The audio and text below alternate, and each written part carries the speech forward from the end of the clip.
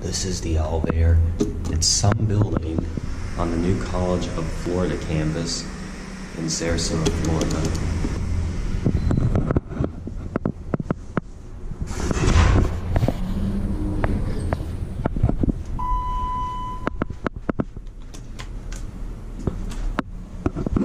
New and traditional fixtures.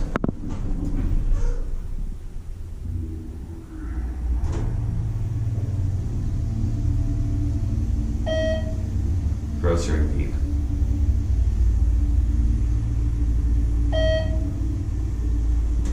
This seems to be a really smooth elevator.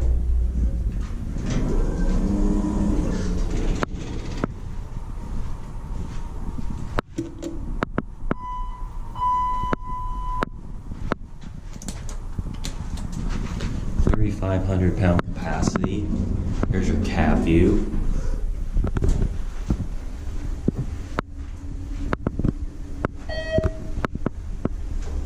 Here's the inspection certificate. Apparently this is the administration building, but I don't know for sure at the moment.